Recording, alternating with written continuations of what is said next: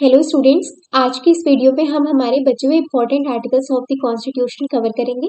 ये important articles की series का लास्ट वीडियो है और अगर आपको सारे आर्टिकल्स एक वीडियो में चाहिए होंगे तो आप प्लीज कमेंट में हमें बताइएगा और I will make a separate video जिसमें मैं सारे आर्टिकल्स एक ही वीडियो में कवर कर दूंगी।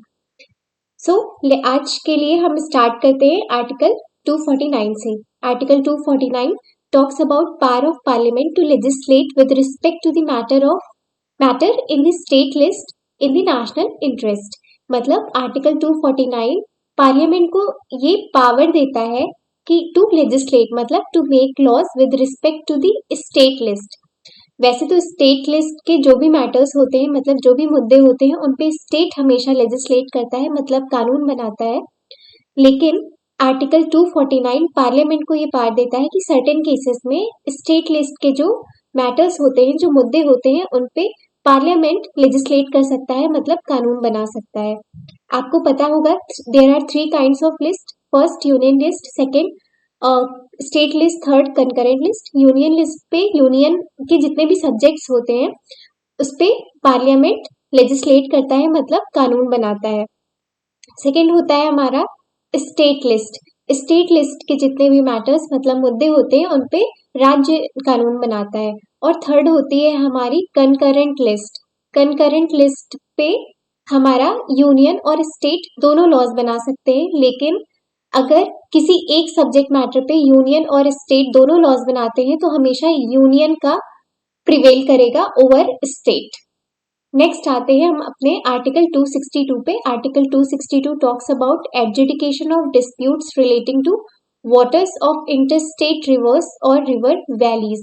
आर्टिकल 262 बात करता है एडजुडिकेशन ऑफ डिस्प्यूट्स की रिलेटिंग टू किससे रिलेटेड? इंटरस्टेट रिवर्स से रिलेटेड मतलब अंतरराज्यीय जल विवादों के न्याय से संबंधित।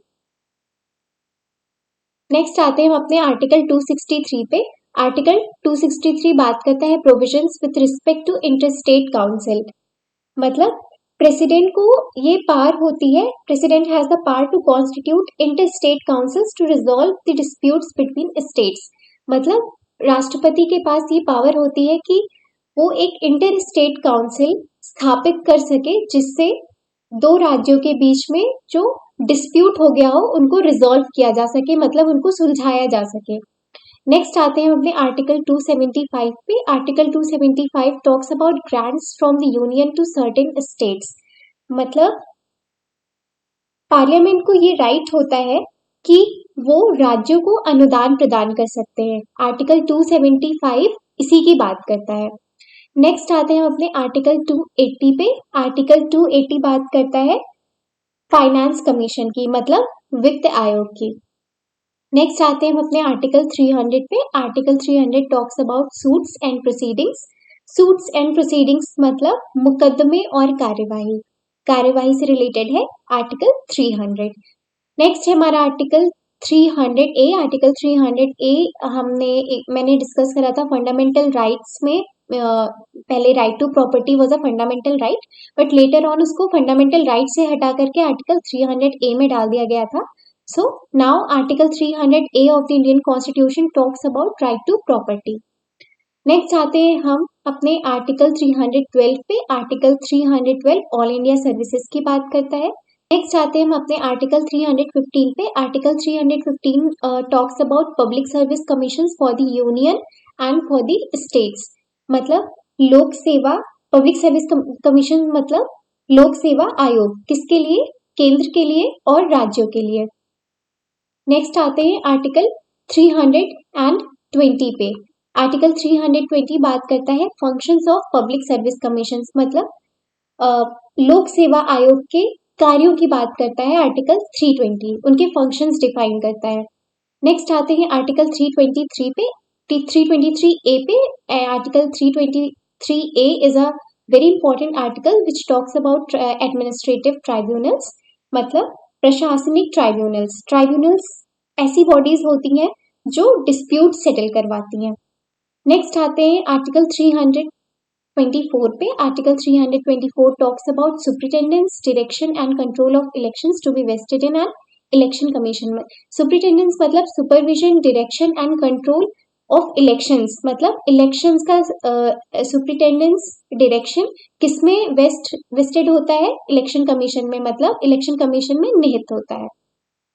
नेक्स्ट आते हैं हम अपने आर्टिकल 330 पे। Article 330 talks about reservation of seats for scheduled castes and scheduled tribes in the house of people. Article 330 बात करता है रिजर्वेशन की, रिजर्वेशन ऑफ सीट्स की। किसकी? शेड्यूल्ड कास्ट्स और शेड्यूल्ड ट्राइब्स की। किसमें? लोअर हाउस में, मतलब house of the people, Lok Sabha में। नेक्स्ट आते हैं हम अपने आर्टिकल 352 पे। Article 352 talks about proclamation of emergency. Article 352 को नेशनल इमरजेंसी के नाम से भी जाना जाता है। नेक्स्ट आते हैं आर्टिकल 356 पे। Article 356 talks about provisions in case of failure of constitutional machinery in states. अगर किसी स्टेट में कॉन्स्टिट्यूशनल मशीनरी का फेलियर हो जाता है तो वहां पे प्रेसिडेंट रूल लग जाता है, मतलब राष्ट्रपति वहां पे रूल करता है। वैसे तो ये तीनों ही आर्टिकल 352, 356 और 360 में तीनों डिटेल में एक वीडियो में कवर करूंगी, हमारी इमरजेंसीज और बहुत इंपॉर्टेंट है, लेकिन तब तक के लिए आप इन आर्टिकल्स को याद रखिएगा। Article 360 talks about provisions as to financial emergency. ऐसे प्रावधानों की बात करता है, किसके? फाइनेंशियल इमरजेंसी के।